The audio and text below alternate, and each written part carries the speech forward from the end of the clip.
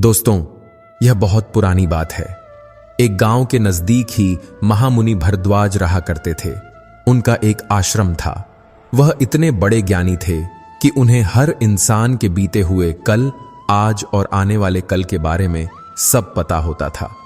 एक रोज एक आदमी उनके आश्रम में आया जो मन ही मन बहुत दुखी दिखाई दे रहा था। जैसे ही वह आदमी मुनि के पास पहुंचा, मुनि भरद्वाज ने उसकी उदासी को पहचान लिया और बोले, बेटा, तुम इतने परेशान क्यों लग रहे हो? ऐसी क्या वजह है जो तुम्हारी यह हालत हो गई है? मुझे ऐसा महसूस हो रहा है कि तुम किसी बहुत बड़ी मुश्किल में घिरे हुए हो। तब उस आदमी ने जवाब दिया, हे महामुनि, मैं बहुत ही बदनसीब इंसान हूं। मेरी पत्नी की मृत्यु समय से पहले हो गई और मैं उनके जाने के गम में डूबा हुआ था। इसी का फायदा उठाकर मेरे पड़ोसियों ने एक चाल चली और मेरी सारी जमीन मुझसे हड़प ली। यहां तक कि मेरा घर भी उन्होंने मुझसे छीन लिया। उन बेरहम लोगों को मुझ बदनसीब पर जरा भी तरस नहीं आया। सबने मिलकर मेरा घर भी ले लिया और मुझे मेरे ही घर से निकाल दिया। इसी वजह से मैं इतना दुखी हूं। उस आदमी की कहानी सुनकर महर्षि भरद्वाज बोले, बेटा, यह तो दुनिया का नियम है। अगर तुम्हें ऐसे लोगों से बचना है तो सबसे पहले तुम्हें 7 बातें सीखनी होंगी, वरना तुम हमेशा इसी तरह के धोखे में फंसते रहोगे। मैं तुम्हें एक कहानी सुनाता हूं। इस कहानी को ध्यान से पूरा सुनना और जो सीख मैं तुम्हें दूंगा उसे अपने जीवन में उतारना। उस आदमी ने महर्षि से कहा, जी महात्मा, आप कहानी सुनाइए, मैं उसे पूरा सुनूंगा।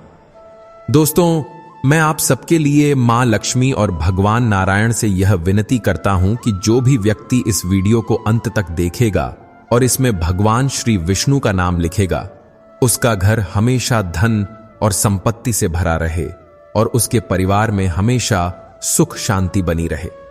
दोस्तों, इसी उम्मीद के साथ महर्षि भरद्वाज ने कहानी सुनानी शुरू की और कहा कि बहुत समय पहले एक देश पर एक राजा राज करता था।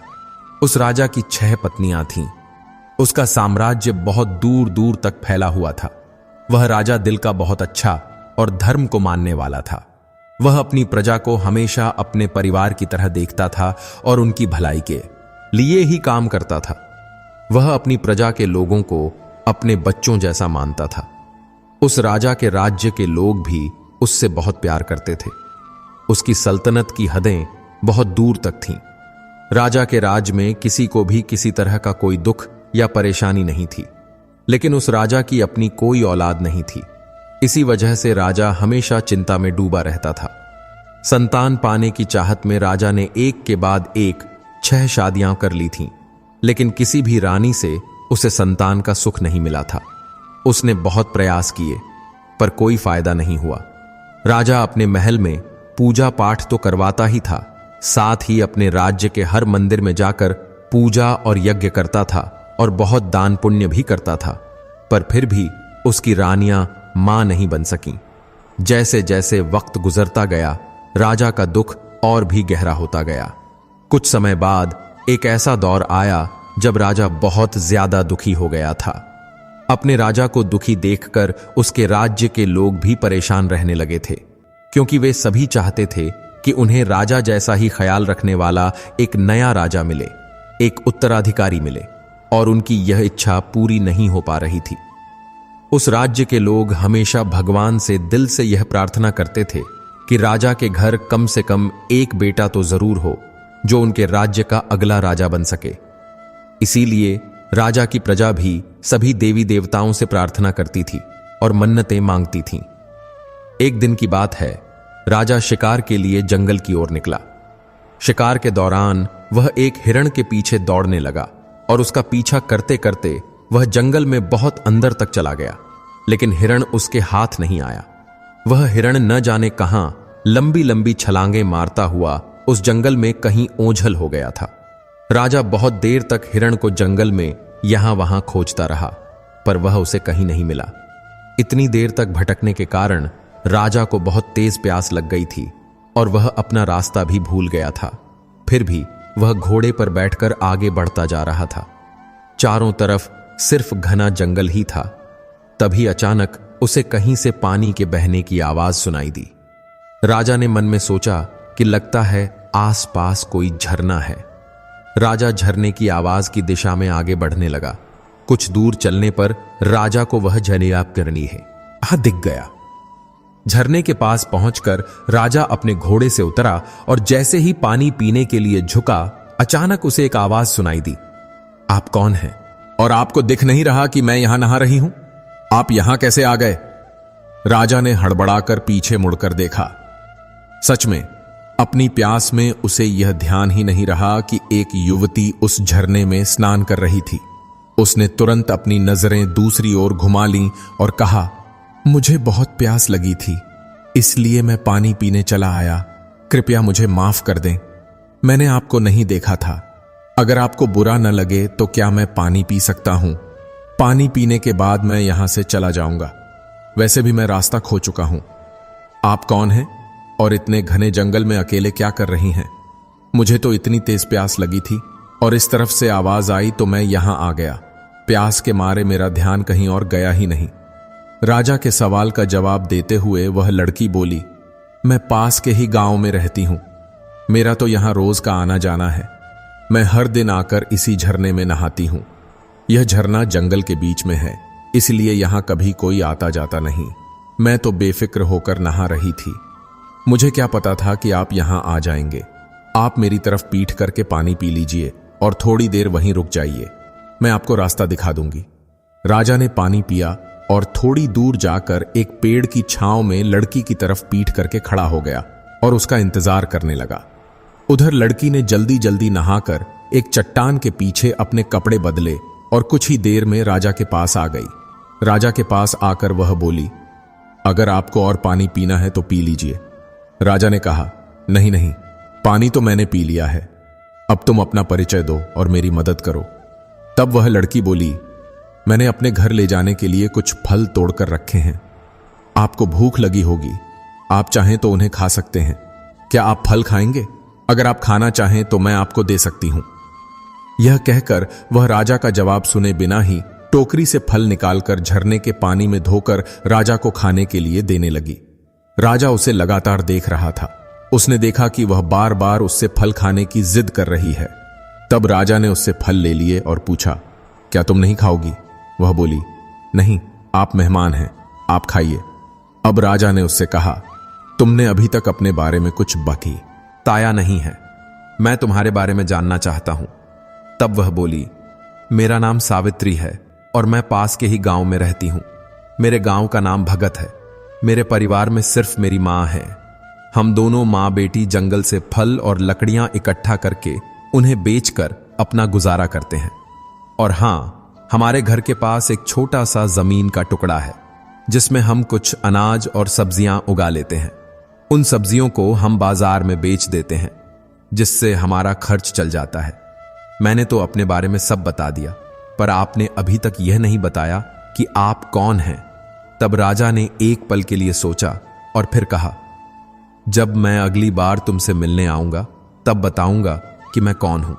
राजा ने यह भी कहा, मैं तुमसे मिलने इसलिए आऊंगा क्योंकि तुम्हें देखकर तुमसे बात करने का मन करता है। इसके बाद सावित्री हंसते हुए बोली, मैंने आपको बताया तो था कि मैं रोज यहां आती हूं। सुबह लकड़ियां ले जाकर मां को देती हूं, फिर फल लेकर घर जाती हूं। उसके बाद खाना खाकर हम सब्जियां और फल बेचने बाजार जाते हैं। मैं आपको रोज इसी समय यहीं मिलूंगी, या फिर आप चाहें तो मेरे गांव भी आ सकते हैं। लड़की की बात सुनकर राजा वहां से चला गया और अपने राज्य लौट आया। लेकिन राजा सावित्री के प्रति आकर्षित हो गया था। वह इसी बारे में सोच रहा था कि तभी उसके मंत्री ने पूछा, हे राजन, आप किस सोच में डूबे हैं? राजा ने उसे सारी बात बता दी। तब मंत्री ने कहा, हे राजन, आप उनसे शादी कर लीजिए। हो सकता है उन्हीं से हमारे राज्य को एक वारिस मिल जाए।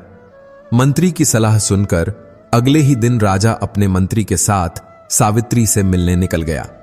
जब वे झरने के पास पहुंचे तो उन्होंने सावित्री को आवाज दी। सावित्री झरने के पास नहीं थी। जब राजा के कई बार पुकारने पर भी सावित्री नहीं आई तो वे वहीं रुककर उसका इंतजार करने लगे। काफी देर इंतजार करने के बाद भी जब सावित्री नहीं दिखी तो राजा ने मंत्री से कहा, आज सावित्री दिखाई नहीं दे रही। लगता है या तो वह आज आई नहीं या फिर आकर चली गई, पर उसने तो कहा था कि वह रोज यहां आती है, तो अब तक आई क्यों नहीं? तब मंत्री ने कहा, महाराज क्यों न हम उसके गांव चलें? राजा बोधे, ला, हां शायद यही ठीक रहेगा। तब दोनों ने सावित्री के गांव जाने का फैसला किया और उसके गांव पहुंच गए। वहां सावित्री का नाम पूछ पूछ कर वे उसके घर तक पहुंच गए। वहां पहुंचकर राजा ने देखा कि सावित्री अपनी झोपड़ी के बाहर अकेली चुपचाप बैठी थी और कोई नहीं था। राजा ने उसे आवाज दी, सावित्री तुम क्या कर रही हो? देखो मैं तुमसे मिलने आया हूं। मैंने झरने के पास तुम्हारा बहुत इंतजार किया पर तुम वहां नहीं आई। सावित्री की आंखें आंसुओं से भरी थीं। राजा ने पूछा, सावित्री क्या हुआ? तुम रो क्यों रही हो? तभी घोड़ों पर सवार दो अजनबियों को देखकर पास बैठे एक गांव वाले ने कहा, बाबूजी, इसके अपनों में बस इसकी एक मां ही तो थी और वह भी अब नहीं रही। उसे सांप ने काट लिया था जिससे उनकी मौत हो गई। अब यह बेचारी अकेली रह गई है। आप ही बताइए, ऐसे में यह रोएगी नहीं तो और क्या करेगी? लेकिन आप लोग हैं कौन? तब मंत्री ने राजा का परिचय दिया। मंत्री की बात सुनते ही पूरे गांव में हलचल मच गई। सभी ने मिलकर राजा का सम्मान किया। राजा ने गांव के मुखिया से कहा, मैं सावित्री से विवाह करना चाहता हूं, क्या आप लोगों को इससे कोई ऐतराज है? गांव के मुखिया ने कहा, नहीं, हमें कोई परेशानी नहीं है। हमारी बेटी रानी बनेगी, यह तो हमारे लिए सौभाग्य की बात है। यह गांव अब आपका ससुराल होगा, इससे ज्यादा हमें और क्या चाहिए? गांव वालों ने फटाफट सारी तैयारियां करके राजा और सावित्री का विवाह करवा दिया। राजा ने सावित्री को एक नया नाम दिया, रानी राजलक्ष्मी। राजा और मंत्री जब नई रानी राजलक्ष्मी को लेकर अपनी राजधानी लौटने के लिए तैयार हुए तो गांव वालों ने बड़ी धूमधाम से अपनी बेटी राजलक्ष्मी को विदा किया। पूरा गांव बहुत खुश था। राजा राजलक्ष्मी के साथ अपने ससुराल से राजमहल वापस आ गए। नई रानी को देखकर राजा की बाकी 6 रानियां जलन से राख हो रही थीं। उन सभी रानियों ने मन में दुख होते हुए भी खुशी का दिखावा करते हुए राजलक्ष्मी का स्वागत किया। अब राजा का ज्यादातर समय राजलक्ष्मी के साथ ही बीतता था। राजलक्ष्मी बहुत भोली और मासूम थी। वह अपनी सौतनों के मन में छिपी नफरत को पहचान नहीं पा रही थी। राजलक्ष्मी अपने भोलेपन के कारण यह समझ ही नहीं पाई कि उसकी सौतनें उससे कितनी घृणा करती हैं। राजलक्ष्मी के साथ राजा के विवाह को भी काफी समय हो गया था, लेकिन अभी भी उन्हें कोई संतान नहीं हुई। एक बार एक संत महा के सता थे। राज उस राजा के राज्य से गुजर रहे थे। वह संत उस क्षेत्र में बहुत प्रसिद्ध थे। जब मंत्री को उन संत के बारे में पता चला तो वह राजा के पास आकर बोला, महाराज, एक महान संत हमारे राज्य में आए हैं। वह बहुत पहुंचे हुए महात्मा हैं। क्यों न उन्हें राज दरबार में बुलाकर इस समस्या का समाधान पूछा जाए। राजा मंत्री की बात मान गया। उन्होंने संत महाराज को सम्मान के साथ महल में बुलाया। जब महात्मा महल में आए तो राजा ने उनका बहुत आदर सत्कार किया और अपनी परेशानी बताई। राजा ने अपनी सभी रानियों को भी दरबार में बुला लिया। महात्मा ने उस समय कुछ नहीं कहा और राजा से कुछ दिन महल में रुकने की इजाजत मांगी। राजा ने खुशी खुशी मान लिया और अपने सेवकों को महात्मा के रहने का अच्छा प्रबंध करने का आदेश दिया। राजा ने अपनी सभी रानियों से भी कहा कि महात्मा जी की सेवा में कोई कमी नहीं होनी चाहिए। सभी 6 रानियों ने महात्मा के फटे पुराने कपड़े देखे तो उन्हें घिन आने लगी। उन्हें महात्मा के मैले कपड़ों की तरफ देखना भी अच्छा नहीं लग रहा था।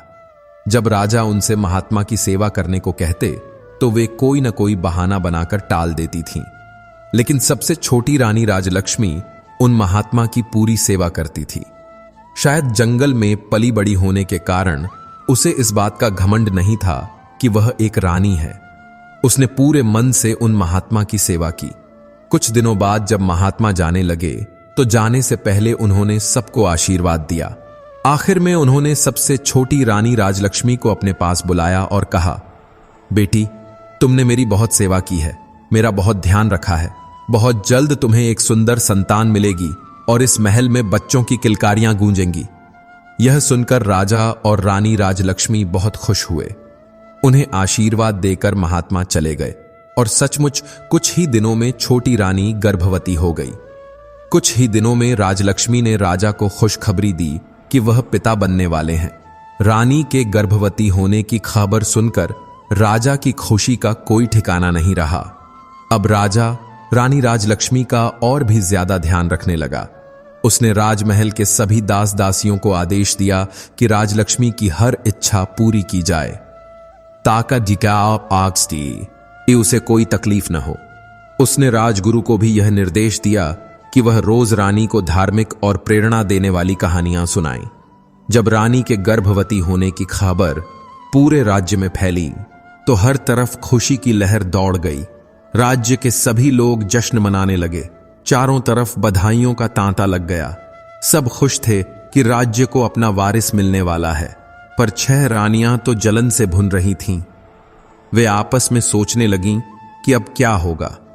वे यही सोच रही थीं कि छोटी रानी तो पहले से ही राजा की चहेती है, बच्चा होने के बाद तो उसका और भी ज्यादा ध्यान रखा जाएगा। यह कल की आई लड़की महारानी बन जाएगी।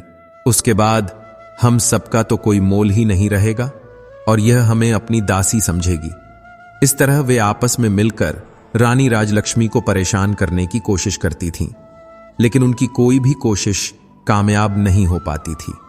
कभी राजगुरु के लोग बीच में आ जाते, तो कभी राजा के दरबारी और कभी दासियां, और कभी कभी तो खुद राजा ही उनके रास्ते में आड़े आ जाते थे।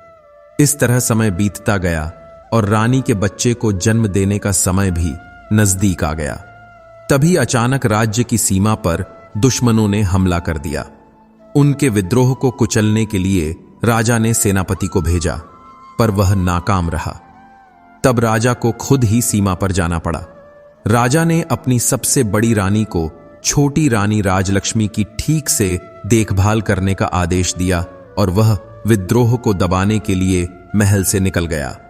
राजा के जाते ही सभी रानियों को एक सुनहरा मौका मिल गया।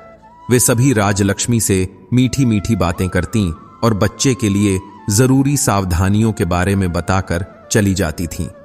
रानी राजलक्ष्मी यह समझ नहीं पा रही थी कि राजगुरु और सभी रानियों की बातों में इतना फर्क क्यों है। आखिर कौन सही है? दोनों की बातें एक दूसरे से बिल्कुल अलग थीं। तब वह मन में सोचती कि राजगुरु तो पुरुष हैं और रानियां महिलाएं हैं। महिलाओं की बातें पुरुष कैसे समझ सकते हैं? इसलिए वह आंखें बंद करके बड़ी रानी की हर बात मानती चली गई। एक दिन रानी को प्रसव पीड़ा शुरू हो गई। तब रानी राजलक्ष्मी ने बड़ी रानी से कहा, दीदी, मुझे बहुत दर्द हो रहा है, कोई उपाय बताइए, बच्चा कैसे होगा? समय पूरा हो चुका था। बड़ी रानी के मन में जलन की आग भड़क रही थी। वह सोच रही थी कि अभी से इसका इतना ध्यान रखा जाता है, बच्चा होने के बाद तो न जाने कितना ज्यादा ख्याल रखा जाएगा। यह सोचकर बड़ी रानी बेचैन हो थी। लेकिन छोटी रानी को इस तरह मदद मांगते देखकर उसके मन में तरह तरह की साजिशें जन्म लेने लगीं। उसने बहुत मीठे लहजे में छोटी रानी से कहा, बहन, तुम चिंता मत करो, मैं कुछ करती हूं, मैं दाई को बुलाती हूं। तब तक तुम ऐसा करो कि सामने जो कटोरी रखी है उसमें अपना सिर डालकर खड़ी हो जाओ। इससे तुम्हें आराम मिलेगा और बच्चा आसानी से हो जाएगा। तब तक दाई भी आ जाएगी। राजलक्ष्मी को ऐसा कहकर बड़ी रानी वहां से चली गई। तब रानियों ने अपनी दासियों से कहा कि महल की दाई को बुलाकर लाओ। जब दाई आई तो उन 6 रानियों ने मिलकर उसे पैसे का लालच दिया और कुछ समझा बुझाकर अपनी साजिश में शामिल कर लिया। इधर राजलक्ष्मी इंतजार करने लगी कि अब वह क्या करे। जरूर बच्चे को जन्म देने का यही तरीका होगा। वह घड़े में अपना सिर डालने लगी तो सिर अंदर नहीं जा रहा था। अब वह जमीन पर बैठ गई और दर्द से चिल्लाने लगी, लेकिन उसे देखने वाला वहां कोई नहीं था। दूसरी तरफ बड़ी रानी और बाकी रानियों ने अपनी भरोसेमंद दाई से कहा कि तुम छोटी रानी के कमरे के बाहर खड़ी रहो और ध्यान रखना कि वहां कोई और न जा पाए। दाई कमरे के बाहर खड़ी हो गई। छोटी रानी राजलक्ष्मी दर्द से कराह रही थी। भगवान की कृपा से छोटी रानी ने एक एक करके 7 बच्चों को जन्म दिया। राजलक्ष्मी ने 6 लड़कों और 1 लड़की को जन्म दिया।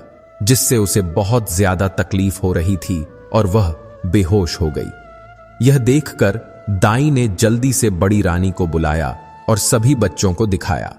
बड़ी रानी के साथ सभी छोटी रानियां भी वहां आ चुकी थीं। वे सब यह देखकर हैरान थीं कि छोटी रानी ने एक साथ 7 बच्चों को जन्म दिया है और सभी बच्चे बिल्कुल स्वस्थ और सेहतमंद हैं। उन्होंने उस दाई से कहा कि तुम जल्दी से जाकर कुछ ईंट पत्थर के टुकड़े ले आओ। दाई फौरन ईंट पत्थर के टुकड़े ले आई। उसके बाद बड़ी रानी ने दाई से कहा, तुम इन सभी बच्चों को यहां से ले जाओ और जंगल में ले जाकर इन्हें मारकर जमीन में दफना दो। हमने तुम्हें जो सोना, चांदी और सिक्के देने का वादा किया है वह तुम्हें जल्द ही मिल जाएगा। दाई बहुत खुश हो गई और वह सभी बच्चों को लेकर वहां से चली गई। उसके जाने के बाद सभी रानियों ने मिलकर वहां से बच्चों के होने के सारे सबूत मिटा दिए। बच्चों की जगह उन्होंने ईंट पत्थर के टुकड़े रख दिए। साथ ही उस घड़े को तोड़कर उसके टुकड़े भी वहीं रख दिए और इसके बाद सभी रानियां अपने अपने कमरे में चली गईं। कुछ देर बाद वही दाई वापस उनके पास पहुंची। तब बड़ी रानी ने उससे पूछा, क्या हुआ? तुमने उन्हें मारकर जमीन में दबा दिया या नहीं? दाई ने कहा, जी, मैंने उन्हें मारकर दफना दिया है। दाई की यह बात सुनकर सभी रानियां बहुत खुश हुईं और उन्होंने दाई को इनाम में बहुत सारे सोने चांदी के सिक्के देकर विदा किया। इस तरह अपना सारा काम निपटाकर सभी रानियां छोटी रानी राजलक्ष्मी के पास आईं और उसके ऊपर पानी के छींटे मारकर उसे होश में लाईं। होश में आने के बाद राजलक्ष्मी बहुत कमजोर महसूस कर रही थी। उसने सभी रानियों से पूछा, मेरे बच्चे कहां हैं? मुझे लड़का हुआ है या लड़की? तब रानियों ने पत्थरों की ओर इशारा करते हुए कहा, यह देखो, तुमने इन पत्थरों को जन्म दिया है। छोटी रानी राजलक्ष्मी यह सुनकर हैरान रह गई कि ऐसा कैसे हो सकता है कि मैंने ईंट और पत्थरों को जन्म दिया है। छोटी रानी के पास ईंट और पत्थर पड़े हुए थे। उसने रोते हुए कहा, ईंट और पत्थर? ऐसा कैसे हो सकता है? नहीं, यह नहीं हो सकता। बच्चा तो जरूर हुआ होगा। अब सभी रानियों ने कहा, तो क्या हमने उसे कहीं छिपा दिया है? यही तो है जिसे तुमने जन्म दिया है। तब रानियों ने पत्थर के टुकड़ों को एक थैली में भर दिया। अब उन्हें राजा के आने का इंतजार था। छोटी रानी बहुत हैरान और परेशान थी। वह समझ नहीं पा रही थी कि ऐसा कैसे हो सकता है कि मैंने पत्थरों को जन्म दिया है। कुछ समय बाद राजा भी युद्ध जीतकर अपने नगर वापस लौट आए। उनके स्वागत की भव्य तैयारी की गई थी, लेकिन लोगों के चेहरों पर वह खुशी नहीं थी जिसकी उन्होंने उम्मीद की थी। राजा जब राजमहल में आए तो बड़ी रानी समेत सभी रानियों ने उनका स्वागत किया। छोटी रानी राजलक्ष्मी का चेहरा उतरा हुआ था, जबकि दूसरी रानियां बहुत खुश दिख रही थीं। राजमहल का ऐसा माहौल देखकर राजा को बहुत हैरानी हुई। छोटी रानी का उदास चेहरा देखकर उन्होंने पूछा, रानी राजलक्ष्मी, क्या बात है? आप दुखी क्यों नजर आ रही हैं? इस पर छोटी रानी राजलक्ष्मी के कुछ कहने से पहले ही बड़ी रानी ने जवाब दिया, महाराज, वह दुखी कैसे न हो, उसका राज जो खुल गया है। रानी की बात सुनकर राजा को कुछ समझ नहीं आया, तो उसने बड़ी रानी से पूछा, तुम्हारे कहने का क्या मतलब है? तो कि पर राजलक्ष्मी को बच्चा हुआ या नहीं? तब बड़ी रानी ने झूठा दुख दिखाते हुए कहा, महाराज, आप तो चले गए थे, लेकिन हमें तो बहुत बड़े धोखे में रखा गया। इस रानी राजलक्ष्मी ने ईंट पत्थर को जन्म दिया है और वे ईंट पत्थर इसी के कमरे में रखे हैं। आप जाकर खुद देख लीजिए। बड़ी रानी राजा को राजलक्ष्मी के कमरे में ले गई और उन्हें ईंट और पत्थरों के टुकड़े दिखाए। राजा ईंट और पत्थरों को देखकर हैरान था। उसने कहा, यह कैसे हो सकता है? इंसान के गर्भ से ये ईंट और पत्थर कैसे पैदा हो सकते हैं? बड़ी रानी कहने लगी, महाराज, वही तो हम भी कह रहे हैं कि इसने हमारे साथ गर्भवती होने का नाटक किया था। हम भी तो उम्मीद लगाए बैठे थे कि हमें राज्य का वारिस मिलेगा, इसके साथ ही हमें भी मां बनने का सौभाग्य मिलेगा, पर ऐसा कुछ भी नहीं हुआ। बड़ी रानी के इस तरह कहने पर राजा को उसकी बातें सही लगी। राजा को भी लगा कि रानी ने सबको धोखा दिया है। अब राजा ने गुस्से से भरकर रानी राजलक्ष्मी की तरफ मुड़कर पूछा, बताइए रानी, आपने हमें इतना बड़ा धोखा क्यों दिया? मेरे साथ छल करने की आपकी हिम्मत कैसे हुई? अगर आप ऐसा न करती तो हम इसे किस्मत का लिखा मानकर सब्र कर लेते कि हमारी किस्मत में संतान का सुख है ही नहीं। लेकिन आपने तो हमें हमारी जिंदगी की सबसे बड़ी उम्मीद दिखाकर उस पर पानी फेर दिया।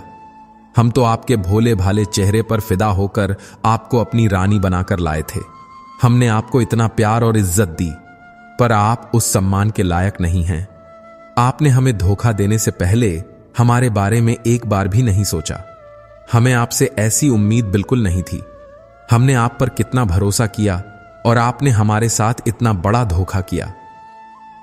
आपने हमें जिंदगी के इतने बड़े सपने के सच होने की उम्मीद दिखाई। अगर आप उम्मीद नहीं दिखाती तो भी कोई बड़ी बात नहीं थी, हमें कोई तकलीफ नहीं होती।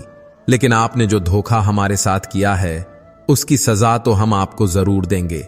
आज से आप हमारी रानी नहीं बल्कि इस महल की नौकरानी होंगी। जाइए, हमारी नजरों से दूर हो जाइए, वरना गुस्से में मैं न जाने क्या कर बैठूं। राजा के ऐसे शब्द सुनकर छोटी रानी बहुत दुखी हुई, लेकिन वह कुछ नहीं कर सकती थी। वह अम्बराबा उस कमरे से बाहर चली गई और एक कोने में बैठकर रोने लगी। इस घटना के बाद तो राजमहल में छोटी रानी का जीवन बहुत मुश्किल हो गया था। सभी रानियां राजलक्ष्मी के साथ बहुत बुरा बर्ताव करती थीं। महल की नौकरानियों से भी ज्यादा काम उससे करवाया जाता था। उसे महल की साफ सफाई के काम में लगा दिया गया। रानी राजलक्ष्मी बहुत दुखी हो गई और उसके दिन बहुत ही दुख में बीत रहे थे। रानियों का जुल्म दिन ब दिन बढ़ता जा रहा था, पर वह सब कुछ सहने के अलावा और क्या कर सकती थी। उसके पास कोई ऐसा सबूत नहीं था जिससे वह यह साबित कर पाती कि वह सच में गर्भवती थी। वह हाँ ये जानती थी कि वह सच में गर्भवती थी। उसे यह हैरानी होती थी कि उसके बच्चों का क्या हुआ। कई बार उसके मन में आता कि वह राजमहल छोड़कर अपने गांव चली जाए और अपनी पुरानी जिंदगी शुरू करे। अब उसे अपनी पुरानी जिंदगी की बहुत याद आती थी, लेकिन वह यह सोचकर अपना इरादा बदल देती कि उसके रानी बनने पर उसके गांव वाले कितने खुश थे। अब वह किस मुंह से जाकर उन्हें अपनी बदनसीबी की कहानी सुनाएगी। इस तरह समय बीतता गया और काफी समय बाद एक दिन जब राजा दरबार में बैठकर राजकाज में व्यस्त थे, तभी एक पहरेदार ने आकर उन्हें सूचना दी। पहरेदार ने कहा, महाराज, एक गांव का मुखिया आपसे मिलना चाहता है। राजा ने कहा, उसे अंदर भेज दो। फिर राजा ने कहा, आइए प्रधान जी, आप क्या समस्या लेकर आए हैं? गांव के प्रधान ने आकर राजा से कहा, महाराज, आपके राज्य में किसी को कोई समस्या नहीं है। आपके राज्य में और हमारे गांव में सब खुश हैं। आज मैं आपके पास एक हैरान कर देने वाली और चमत्कारी घटना के बारे में बताने आया हूं, जिसके बारे में जानकर आप भी हम गांव वालों की तरह हैरान रह जाएंगे। महाराज, मुझे लगा कि आपको इसके बारे में पता होना चाहिए, इसीलिए मैं यहां चला आया। तब राजा ने कहा, प्रधान जी, ऐसी कौन सी चमत्कारी घटना हुई है, हमें बताइए। तब प्रधान कहने लगे, महाराज, हमारा गांव जंगल के पास है। वहां बहुत से पेड़ पौधे हैं, लेकिन पिछले कुछ समय से हम एक जगह पर एक चंपा का फूल और कई बांस के पौधे देख रहे हैं। ये पौधे अपने आप उग गए हैं, उन्हें किसी ने नहीं लगाया है। शुरू में तो हम में से किसी ने उन पर ज्यादा ध्यान नहीं दिया, लेकिन अब हम उनके बारे में जानने के लिए मजबूर हो गए हैं। महाराज, उन ऊंचे बांस के पौधों के बीच में छिपा एक चंपा का पौधा ऐसा लगता है जैसे बांस के पौधों ने घेरा बनाकर चंपा के पौधे की रक्षा की हो। उन्हें देखकर ऐसा लगता है जैसे वे पौधे खास तौर पर उस चंपा के पौधे की सुरक्षा के लिए ही लगे हों। पर महाराज, यह भी सच है कि उन पौधों को हमारे गांव के किसी भी व्यक्ति ने नहीं लगाया है। ये सभी पौधे एक साथ अपने आप ही उगे हैं। महाराज, इससे भी हैरानी की बात यह है कि यह चंपा का पौधा फूलों से लदा हुआ है, पर आज तक कोई भी उसके फूल को छू नहीं पाया। अगर कोई छूना भी चाहता है तो वह आसमान जितना लंबा हो जाता है। हमारी तो कुछ समझ में नहीं आ रहा है। महाराज, इतना ही नहीं, उनमें से इंसानों के बोलने की आवाज भी आती है।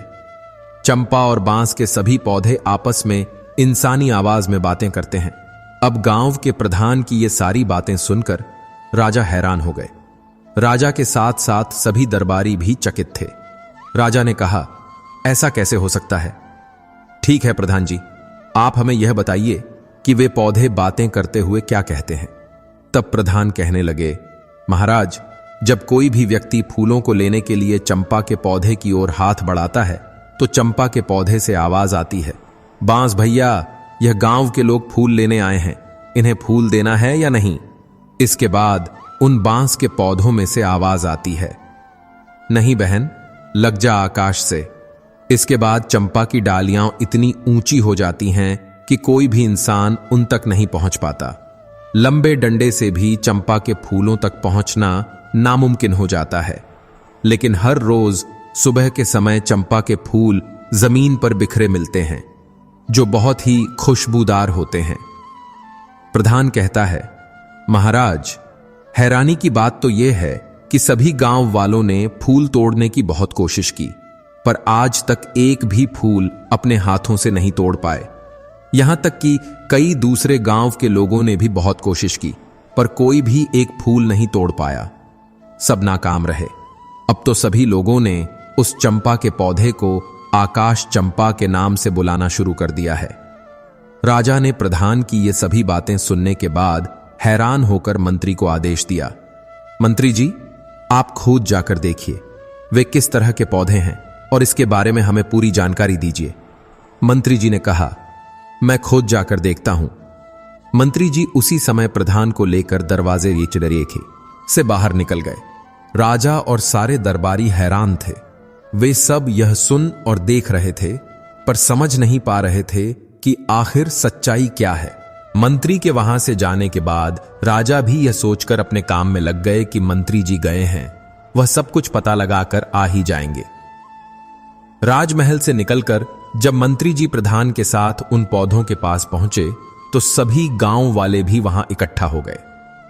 सुबह का समय था। मंत्री जी, प्रधान और गांव के लोग उस चंपा के पौधे के पास पहुंच चुके थे। वहां पहुंचते ही चंपा के फूलों की महक उनकी नाक में भर गई। चंपा की खुशबू से वे मंत्रमुग्ध हो गए। चंपा के पौधे के पास पहुंचकर मंत्री जी ने देखा कि प्रधान के बताए अनुसार वहां एक चंपा का पौधा था और कई बांस के पौधे थे। चंपा का पौधा बिल्कुल बीच में था और बांस के पौधे उसे अपनी सुरक्षा के घेरे में लिए हुए थे। चंपा की डालियां सामान्य ऊंचाई पर थीं, जिसे मंत्री जी आसानी से अपने हाथ से पकड़ सकते थे और फूल भी तोड़ सकते थे। पौधे के चारों ओर जमीन पर फूल बिखरे हुए थे। मंत्री जी चंपा के फूलों की खुशबू से मोहित होकर पौधे की ओर गए और फूल तोड़ने के लिए अपना हाथ आगे बढ़ाया। तभी वहां मौजूद सभी लोगों को चंपा के पौधे से निकलती हुई एक इंसानी आवाज सुनाई दी, जिसे सुनकर मंत्री के हाथ जहां के तहां रुक गए। वह हैरान रह गए। उन्होंने देखा कि यह आवाज चंपा के पौधे से आई थी। चंपा के फूल के पौधे से आवाज आई, हे बांस भैया सुनो। यह आवाज बांस में से आई थी। उसके बाद चंपा के पौधे से आवाज आई, हमारे मंत्री जी फूल तोड़ने आए हैं, क्या मैं टूटूं या लग जाऊं आकाश से। यह आवाज सभी को साफ सुनाई दे रही थी। सभी हैरानी के साथ उन बांस के पौधों की ओर देख रहे थे। तभी उन बांस के पौधों में से एक साथ आवाज आई जो बिल्कुल साफ सुनाई दे रही थी। ऐसा लग रहा था जैसे 5-6 लोग एक साथ बोल रहे हों। इन आवाजों को सुनकर मंत्री जी हैरान रह गए।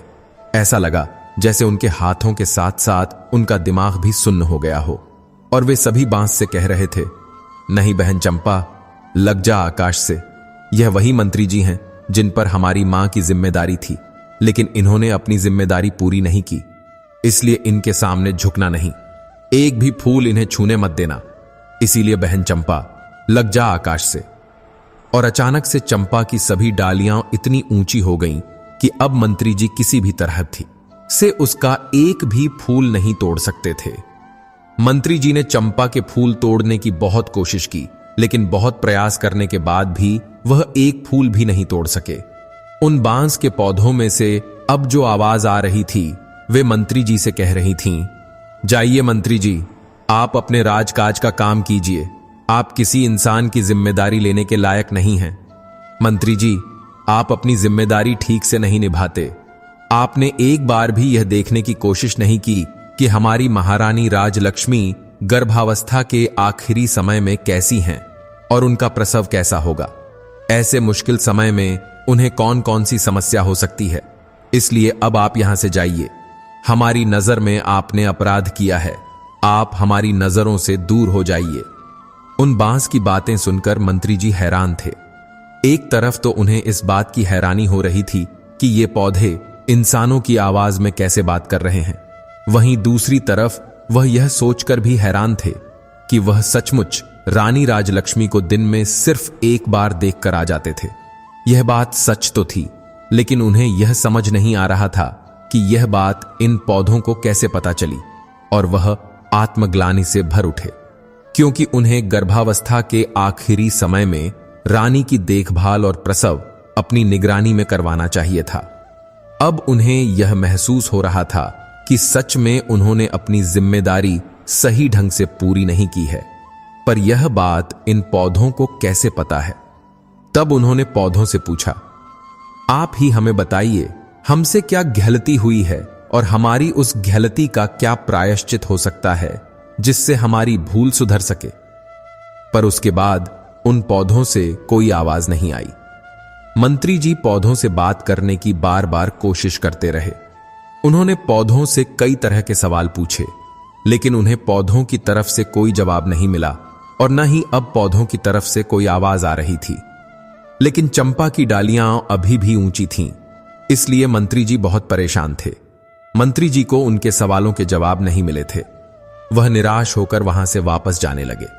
वहां से लौटने से पहले उन्होंने गांव वालों से कहा, मैं इस बात को महाराज से जरूर कहूंगा और मुझे पूरा विश्वास है कि मेरी बात सुनने के बाद द महाराज इस बात का पता लगाने के लिए यहां जरूर आएंगे।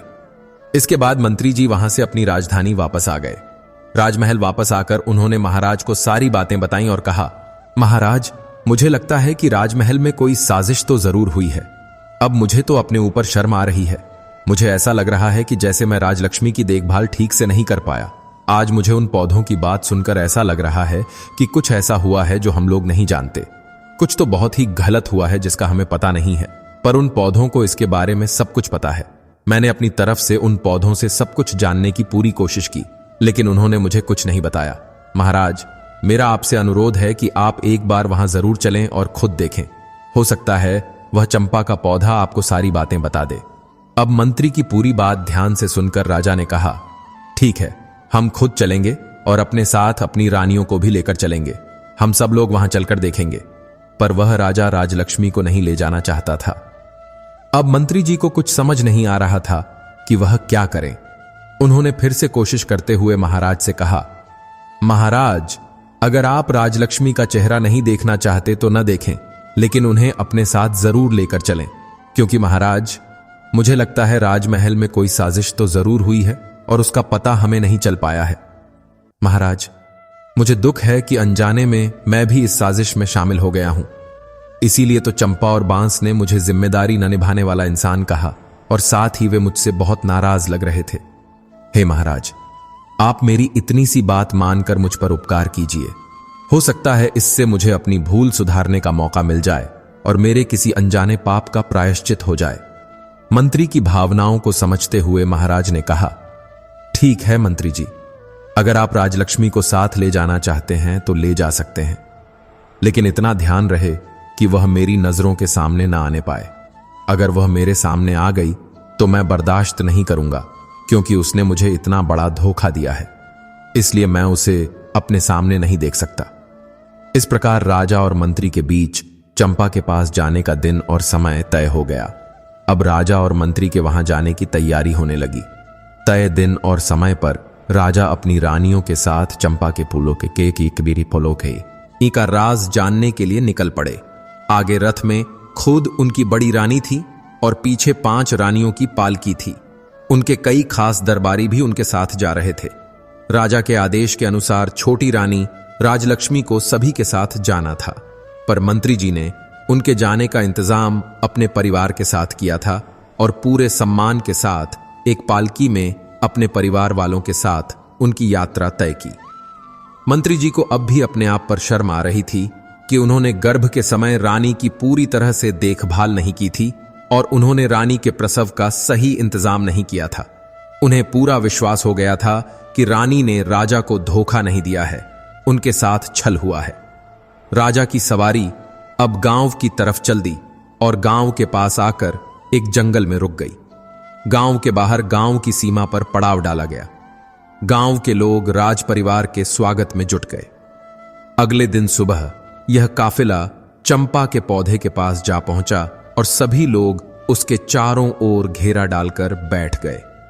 आज भी चंपा के फूल जमीन पर बिखरे हुए थे और उनमें से निकल रही मनमोहक खुशबू पूरे माहौल को महका रही थी।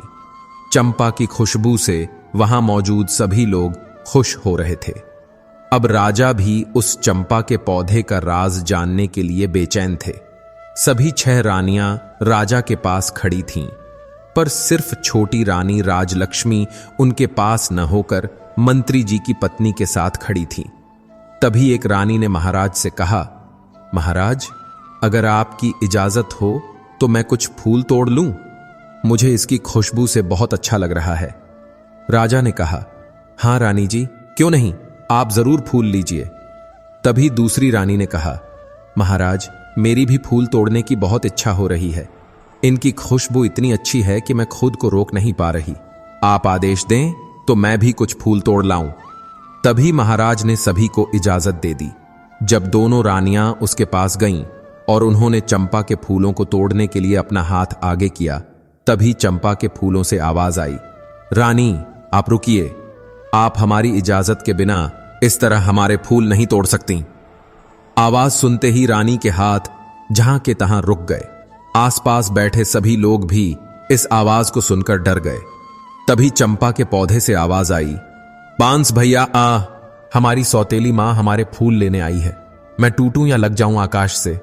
तब बांस के पौधे में से आवाज आई, बहन चंपा, लग जा आकाश से, यह तो तुम्हें छूने के लायक भी नहीं है। क्या तुम्हें याद नहीं कि इन्होंने हमारी मां के साथ कैसा जुल्म किया है?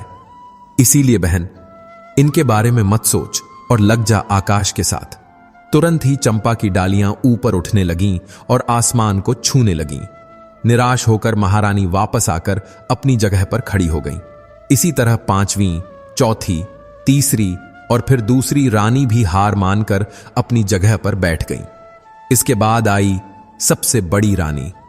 उन्होंने अपने हाथ पौधे की ओर बढ़ाए और कहा, सब सुनो, मैं इस राज्य की महारानी और महाराजा की पटरानी हूं। इस राज्य में जो कुछ भी है उसका इस्तेमाल सबसे पहले या तो मैं करती हूं या वह मेरी इजाजत से किसी और को मिल सकता है। इसलिए चंपा, अपनी डाली को नीचे झुका और मुझे फूल तोड़ने दे। इस बार चंपा की डालियों से आवाज आई, बांस भैया, हमारी सौतेली मां मुझे फूल देने के लिए धमकी दे रही है। हमें अपना आदेश मानने के लिए कह रही है। तुम क्या कहते हो, हमें इनका आदेश मानना चाहिए या नहीं? तब बांस बोला, नहीं बहन, तुम्हें आदेश देने का इनके पास कोई अधिकार नहीं है। हम राजा की और इनके राज्य की प्रजा नहीं हैं और हम कोई चीज भी नहीं जो इनके काम आना जरूरी हो। और क्या तुम्हें याद नहीं है कि इन्हीं के आदेश से तो सारा काम हुआ है? इन्होंने ही तो हमारी मां को सबसे ज्यादा दुख दिया है। रानी राज्य की जनता की मां होती है, इसीलिए पूरी प्रजा भी उनकी संतान बनकर उनके आदेशों का पालन करती है। प्रिय, पर इन्होंने तो मां होने का अपना फर्ज ही नहीं निभाया है। और इन रानी के हाथों में तुम अपने खुशबूदार फूलों को कैसे दे सकती हो? इसीलिए बहन, तुम झुकना मत, तुम आसमान में ही रहो। तुम्हें इनका स्पर्श भी नहीं होने देना चाहिए। सबके सामने यह सारी बातें सुनकर बड़ी रानी का सिर शर्म से झुक गया। राज्य के सभी दरबारियों, जनता और गांव वालों के सामने उनका इतना अपमान हुआ जो उन्हें बिल्कुल भी अच्छा नहीं लगा। पर वह इस पौधे को कोई सजा भी तो नहीं दे सकती थी। उस रानी का तो मन कर रहा था कि बांस और चंपा के पौधे के टुकड़े टुकड़े करवा दे, लेकिन वह मजबूर थी, इसलिए चुपचाप आकर अपनी जगह पर खड़ी हो गई। अब चंपा के फूल वापस पहले की तरह सामान्य ऊंचाई पर आ गए। अब राजा खुद उठे और फूल तो वो टाटा थे डने के लिए आगे आए। जब उन्होंने चंपा के पौधे के पास जाकर फूल लेने की कोशिश की, तभी चंपा के पौधे से आवाज आई, नहीं महाराज, आप यह भूल कभी मत कीजिएगा।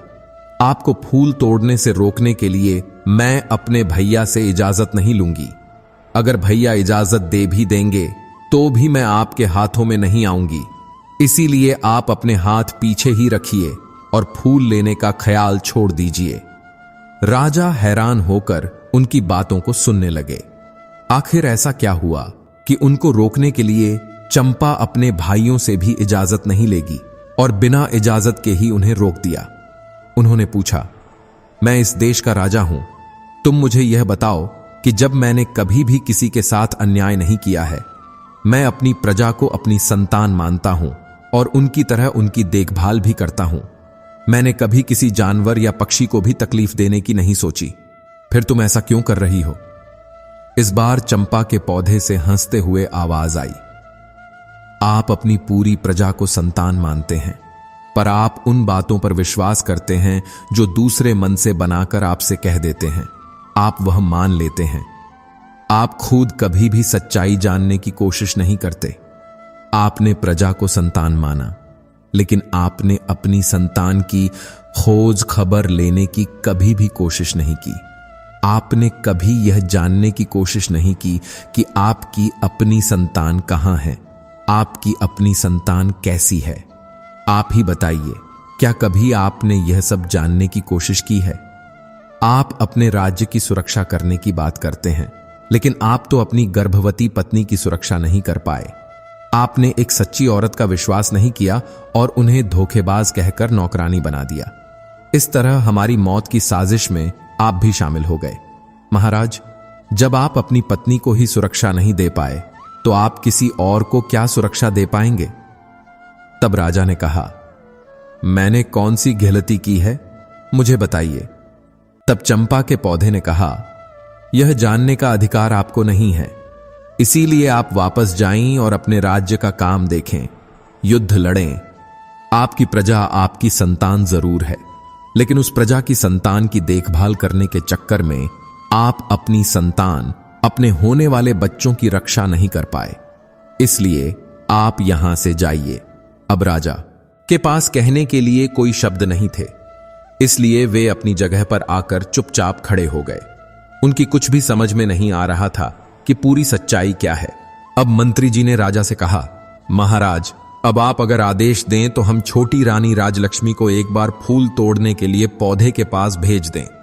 राजा कुछ जवाब देते उससे पहले ही सबसे बड़ी रानी बोल उठी, मंत्री जी, जो फूल महाराज के हाथों से भी नहीं टूटे तो वह इस धोखेबाज के हाथों से कैसे टूटेंगे?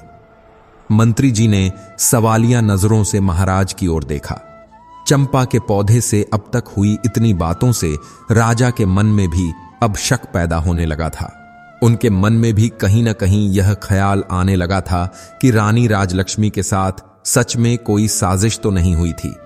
उन्होंने अपनी शंका दूर करने का फैसला किया और फिर उन्होंने राजलक्ष्मी को फूल तोड़ने के लिए मंत्री जी को इजाजत दे दी। राजा ने मंत्री को इजाजत देते हुए कहा, ठीक है मंत्री जी, आप रानी राजलक्ष्मी को चंपा के पौधे के पास ले जाइए। अब सारी रानियां डर गईं कि कहीं हमारी पोल न खुल जाए। यह सब हो क्या रहा है, उनकी कुछ भी समझ में नहीं आ रहा था। अब मंत्री जी रानी राजलक्ष्मी को फूल तोड़ने के लिए कहते हैं। राजलक्ष्मी देखती है कि चंपा के पौधे की डालियां आसमान में काफी ऊंचाई पर हैं। यह देखकर वह कहती है, मंत्री जी, मेरे हाथ वहां इतनी ऊंचाई पर कैसे पहुंचेंगे?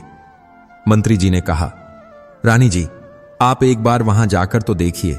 आपसे पहले इतने लोगों ने कोशिश की है, इतने लोग तो अभी तक फूल नहीं तोड़ पाए और अभी अभी आपने देखा कि महाराज भी फूल नहीं तोड़ पाए। इसीलिए आप घबराइए मत।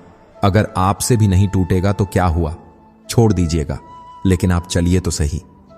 जब मंत्री जी ने रानी को इस तरह समझाया तो रानी हिम्मत करके चलती हुई चंपा के पौधे के पास आई और उसने अपने हाथ बढ़ाकर चंपा के पौधे के तने को छुआ और उसे बहुत प्यार से सहलाया।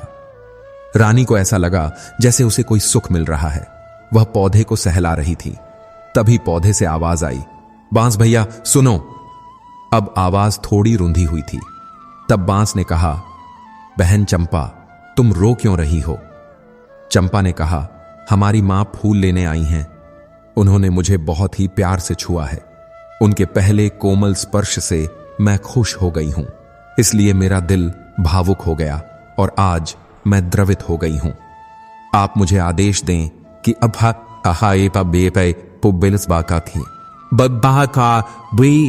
मैं क्या करूं?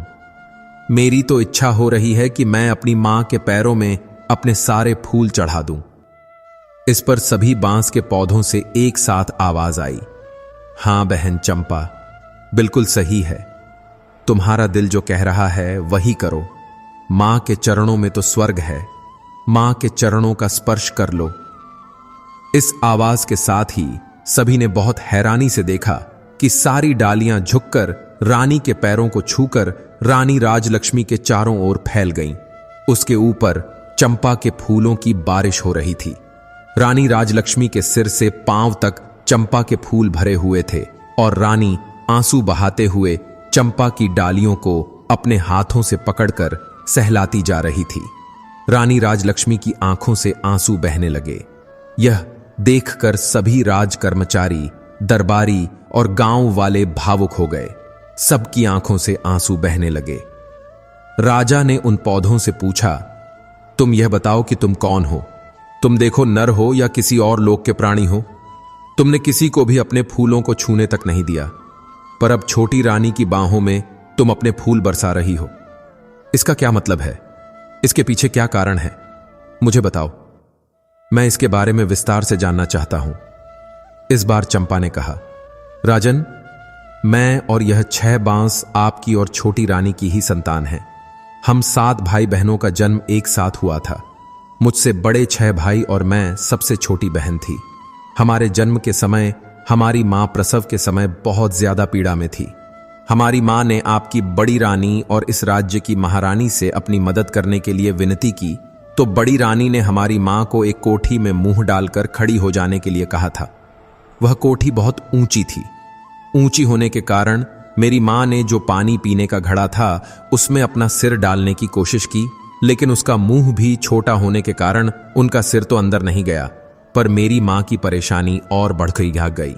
इस दर्द को देखने के बाद भी उनकी मदद करने के लिए कोई नहीं आया और हम 7 भाई बहनों का जन्म हुआ। तब महारानी ने तो सोचा था कि हमारी मां अपने सिर को कोठी में रखेगी और ऊंचाई से हमारा जन्म होगा और ऊंचाई से गिरने के कारण हमारी मौत हो जाएगी, पर ऐसा नहीं हो सका और हम सब जिंदा रहे। पर मां उस हालत में दरखोदे सद से बेहोश होकर जमीन पर गिर गई थी। तब महारानी ने एक दाई को बुलाया। महारानी ने उस दाई को पैसों का लालच देकर हमें मारकर जंगल में जमीन में दबाने के लिए कह दिया। इसके बाद कुछ ईंट पत्थर के टुकड़ों को हमारी मां के पास रख दिया, जिससे हमारी मां को पता ही नहीं चला कि हम लोगों ने जन्म लिया था। वह कभी भी समझ नहीं पाई कि उनके बच्चे आखिर गए तो कहां गए। आपने भी दूसरों की बातों पर विश्वास करते हुए उन्हें धोखेबाज कहा। इसके बाद राजा ने उनसे पूछा, जब तुम लोगों को मारकर जमीन में दबा दिया गया था तो फिर तुम लोग पौधे कैसे बन गए? महाराज, ईश्वर की लीला बड़ी ही अनोखी है। जब दाई हमें लेकर आई तो अचानक जोरों की आंधी आ गई। वह दाई तो हमें मारकर राजमहल के बगीचे में ही दबाना चाहती थी, पर राजमहल के बगीचे में उसे ऐसा करते हुए कोई देख न ले, इसी डर की वजह से वह हमें लेकर इस जंगल में चली आई। यहां आने पर जब वह कुदाल से मिट्टी खोद रही थी, तभी आसमान से परियों की रानी अपनी सहेलियों के साथ जंगल घूमने के लिए आ रही थी। जब उनकी नजर हम पर पड़ी तो उन्होंने हमें उठा लिया और दाई ने महल में जाकर महारानी से झूठ बोल दिया कि उसने हमें मारकर जमीन के अंदर दबा दिया है, क्योंकि उसे डर था कि सच्चाई जानकर महारानी उसे मरवा देंगी। दाई के वहां से जाने के बाद परियों की रानी ने मेरे 6 भाइयों को बांस में बदल दिया और मुझे चंपा के फूल का पौधा बना दिया। उनकी कृपा से हमें सभी बातें याद हैं और हम सभी को पहचानकर उनके अनुसार अपना व्यवहार कर पा रहे हैं और इंसानों की आवाज में बोल पा रहे हैं। तब राजा कहने लगा, तो क्या तुम लोग अपने असली रूप में नहीं आ सकते? तब चंपा कहने लगी, महाराज, हम अपने असली रूप में आ सकते हैं अगर हमारी मां सभी पेड़ों से एक एक पत्ती ले और मेरे पौधे से एक पत्ती ले, फिर इन सभी 7 पत्तियों को एक गोले में रखकर परियों की रानी का नाम लेकर प्रार्थना करेगी और कहेगी, हे परी रानी, मेरे बच्चे मुझे वापस कर दो, तो हम सभी वापस अपने असली रूप में आ जाएंगे। उसकी बात सुनते ही रानी राजलक्ष्मी ने बांस और चंपा के पौधों से एक एक पत्ती ली और उन्हें गोले में सजाया और खुद उनके सामने बैठ गई और हाथ जोड़कर पूरी श्रद्धा के साथ बोली, हे परी रानी, मैं पूरी जिंदगी आपकी सेवा करूंगी, आपकी पूजा करूंगी, फिर भी आपके उपकार का मैं बदला नहीं चुका पाऊंगी। आपने मेरे ऊपर इतना बड़ा उपकार किया। आपने इतने दिन की मेरे बच्चों को संभाल कर रखा। अब कृपया इन्हें मेरे आंचल में डाल दो। मां परी रानी, मुझे मेरे बच्चों से मिला दो। तभी वहां से बांस के पौधे और चंपा का पौधा गायब हो गए और लगभग 5 साल की एक लड़की और 5 साल के 6 लड़के वहां पर आ गए, जिसे देखकर रानी और राजा ने आगे बढ़कर अपने सभी बच्चों को अपनी बाहों में समेट लिया। रानी राजलक्ष्मी की तो हिचकियां ही बंद नहीं हो रही थीं, वह तो रोए जा रही थी। राजा भी बच्चों को अपने सीने से लगाकर अपनी आंखों से आंसू बहाए जा रहे थे। गांव की जनता, दरबारी, सभी रानियां बिल्कुल चुप होकर यह नजारा देख रहे थे। कुछ देर के बाद राजा ने वहीं पर अपना दरबार लगा दिया और उन्होंने आदेश दिया, सभी 6 रानियां रानी बनने के लायक नहीं हैं, इसीलिए आज से और अभी से मैं इनका त्याग करता हूं।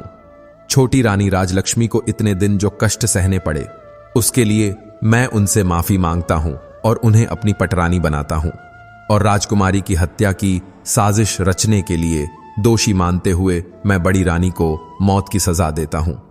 महाराज ने अपने महामंत्री से कहा, मंत्री जी, मेरे आदेश का तुरंत पालन किया जाए।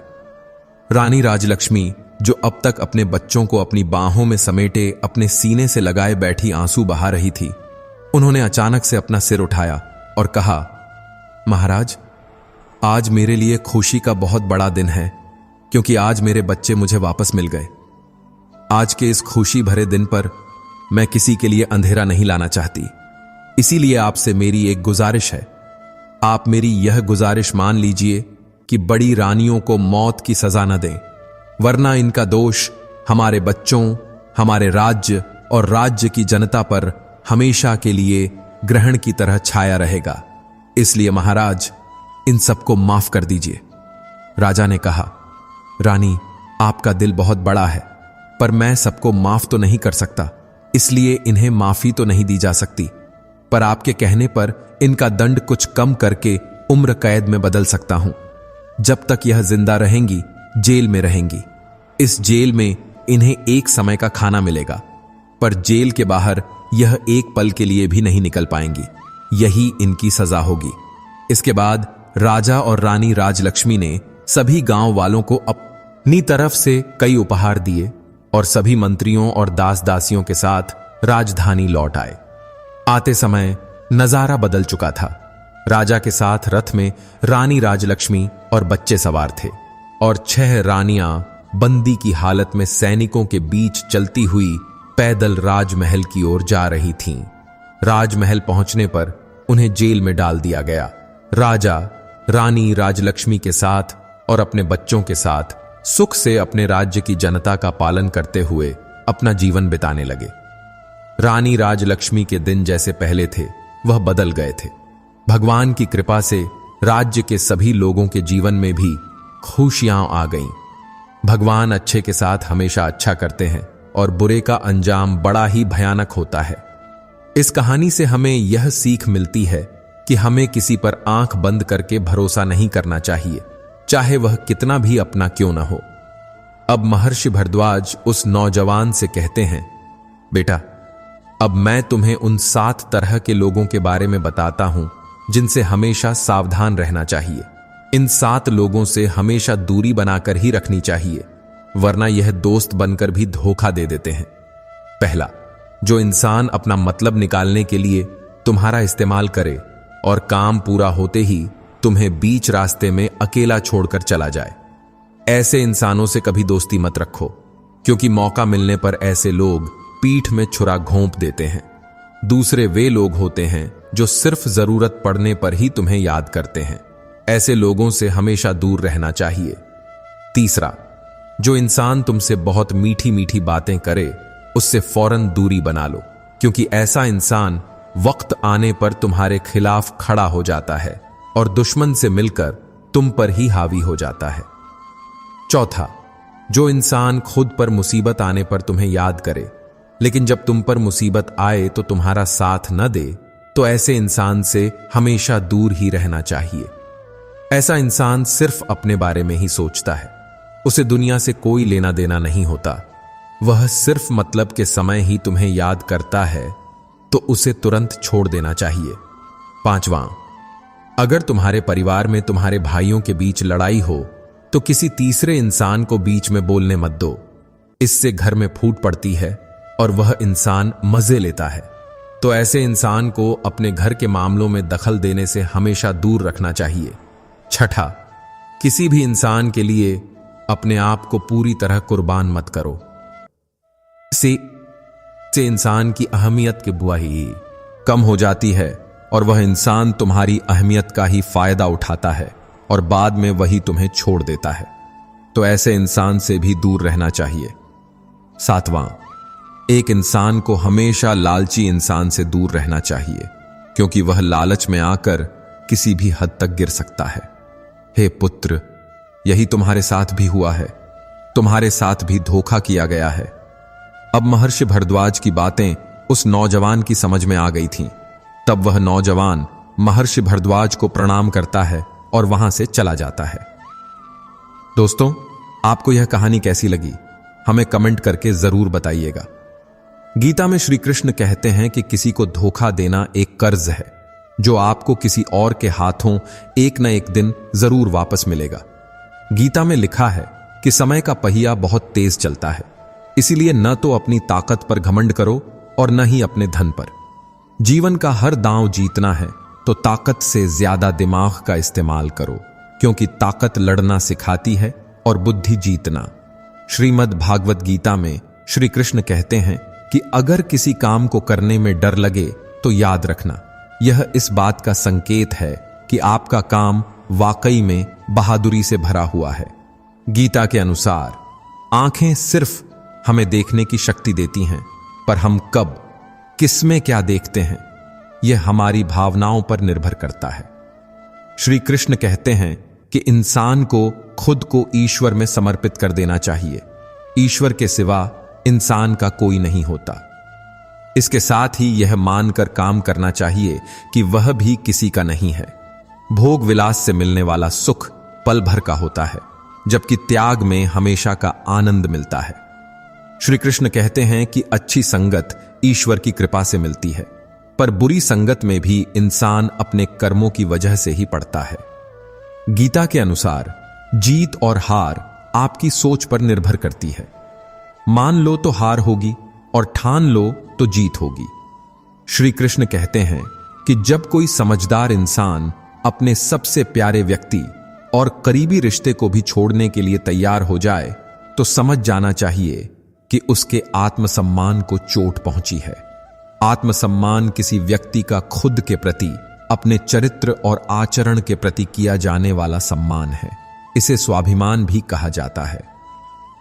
इसलिए इसमें अभिमान का भी थोड़ा अंश होता है, जिसके कारण इन दोनों के बीच में बहुत पतली सी लकीर होती है। आसान भाषा में कहें तो अभिमान घमंड के साथ साथ चलता है, वहीं आत्मसम्मान नैतिकता के साथ चलता है, भले ही इसके कारण कितना ही बड़ा नुकसान क्यों न हो जाए। भगवान श्री कृष्ण कहते हैं कि कभी भी अपने दोस्त की भावनाओं को चोट नहीं पहुंचानी चाहिए, क्योंकि इंसान के सहने की एक सीमा होती है। अगर वह आपकी दोस्ती का मान रखता है तो इसका मतलब यह नहीं कि वह आपकी बातों का जवाब नहीं दे सकता, बल्कि वह आपसे दोस्ती खत्म नहीं करना चाहता। ऐसे में आपको समझ लेना चाहिए कि वह आपका सच्चा मित्र है और ऐसे दोस्त को खोने की बिल्कुल भी गहलती न करें। गीता उपदेश के दौरान भगवान श्री कृष्ण ने बताया है कि हमेशा भरोसेमंद इंसान को अपना दोस्त बनाना चाहिए, जो आपकी बात को इस तरह राज रखे कि कोई यह समझ न पाए कि वह आपकी कोई बात छिपा रहा है। ऐसा मित्र अगर आपके पास है तो उसे खोने की गहलती मत करें। और अगर आपके आसपास ऐसा मित्र है जो आपके भरोसे के लायक नहीं, तो उनसे समय रहते दूर हो जाना ही आपके लिए फायदेमंद होगा। भगवान श्री कृष्ण के अनुसार हमेशा अपने दोस्तों का साथ दें। जो मित्र सच्चा होगा वह आपका हर हाल में साथ देगा, चाहे आंधी तूफान हो या तेज गर्मी। वह आपकी एक बात पर आपके साथ खड़ा होगा। वही एक सच्चा मित्र होता है। लेकिन जो लोग सिर्फ मतलब से आपके साथ जुड़े हों, वैसे लोगों को दोस्त बनाने से अच्छा है कि समय रहते उनसे दूरी बना लें। भगवान श्री कृष्ण ने गीता उपदेश के दौरान मित्र की परिभाषा समझाते हुए कहा है कि अपने दोस्त पर हमेशा भरोसा बनाए रखें, जिसका एक उदाहरण कर्ण है। सारी परिस्थितियों को जानते हुए भी उन्होंने कभी दुर्योधन का साथ नहीं छोड़ा। वह जानते थे कि इस युद्ध में कौरवों की हार होने वाली है। इसके बावजूद उन्होंने दुर्योधन के विश्वास को नहीं तोड़ा और वीर गति को प्राप्त हुए। भगवान श्री कृष्ण कहते हैं कि अगर आपका दोस्त दोस्ती को खत्म करने के लिए झगड़ा करने लगे तो उसे फौरन छोड़ देना चाहिए, वरना उसकी बातों से आपको काफी ज्यादा दुख पहुंच सकता है। कोशिश करें कि अपने दोस्त से किसी भी बात पर लड़ाई झगड़ा न करें, बल्कि उसे समझाने और समझने का प्रयास करें। शास्त्रों पुराणों में बताया गया है कि इंसान धरती पर रहकर जो भी अच्छे या बुरे काम करता है, उन सभी कर्मों का हिसाब किताब मौत के बाद होता है और उसके अनुसार सजा और अगला जन्म मिलता है। तो यह रैक्टर की नजर में जो अच्छे काम होते हैं उसे पुण्य कहा जाता है और जो बुरे काम होते हैं उन्हें पाप कहा जाता है। गरुड़ पुराण में लिखा है कि इंसान धरती पर जो कुछ भी पाप करता है, उन सभी पापों की अलग अलग सजा बारी बारी से मिलती है। यमराज के न्याय से किसी भी पाप की सजा से बचा नहीं जा सकता। पराई स्त्री या पुरुष से संबंध रखने वाले को लोहे की गर्म सलाखों से गले लगवाया जाता है। जो पुरुष अपने ही गोत्र की स्त्री से संबंध बनाता है, उसे नरक की सजा भोगनी पड़ती है। कुंवारी या कम उम्र की लड़की से संबंध बनाने वाले को नरक की भयानक सजा सहने के बाद अजगर की योनि में जन्म लेना पड़ता है। जो व्यक्ति काम भावना से पीड़ित होकर गुरु की पत्नी का अपमान करता है, ऐसा व्यक्ति सालों तक नरक की सजा सहने के बाद गिरगिट की योनि में जन्म लेता है। दोस्त के साथ धोखा करके उसकी पत्नी से संबंध बनाने वाले को यमराज गधे की योनि में जन्म देते हैं। लेकिन धोखा देने और व्यभिचार से भी बड़ा एक पाप है, जिसकी सजा बहुत कठोर है। महाभारत के समय एक व्यक्ति ने ऐसा पाप किया था, लेकिन आजकल बहुत से लोग ऐसे पाप करने लगे हैं। जानिए वह पाप क्या है और इसकी सजा क्या है। भगवान श्री कृष्ण की नजर में जो सबसे बड़ा पाप है वह है भ्रूण हत्या, यानी गर्भ में बच्चे को मारना। महाभारत युद्ध खत्म होने के बाद जब द्रोणाचार्य के बेटे अश्वत्थामा ने उत्तरा के गर्भ में पल रहे बच्चे परीक्षित पर ब्रह्मास्त्र का प्रयोग करके उसकी हत्या कर दी, तब भगवान श्री कृष्ण सबसे ज्यादा क्रोधित हुए थे। श्री कृष्ण ने उसी समय यह घोषणा कर दी थी कि अश्वत्थामा का पाप सबसे बड़ा पाप है, क्योंकि उसने एक अजन्मे बच्चे की हत्या की थी। श्री कृष्ण ने इस पाप की सजा खुद अश्वत्थामा को दी थी। श्री कृष्ण ने अश्वत्थामा के सिर पर लगी चिंतामणि छीन ली और श्राप दिया कि तुमने जन्म तो देखा है, लेकिन मृत्यु को नहीं देख पाओगे। यानी जब तक यह दुनिया रहेगी तुम धरती पर जिंदा रहोगे और कष्ट भोगोगे। गर्भ में बच्चे की हत्या करने वाले के लिए सबसे कठोर सजा तय है और ऐसे व्यक्ति को कई युगों तक इस सजा का दंड भुगतना पड़ता है। तो दोस्तों, उम्मीद है आज का वीडियो आपको जरूर पसंद आया होगा। अगर वीडियो अच्छा लगा हो तो कमेंट में मंत्र से जय श्री राधे कृष्णा जरूर लिखिए और ऐसे ही वीडियो और पाने के लिए हमारे चैनल को सब्सक्राइब करें, वीडियो को लाइक करें और ज्यादा से ज्यादा शेयर करें। धन्यवाद। जय श्री कृष्णा। राधे राधे मित्रों।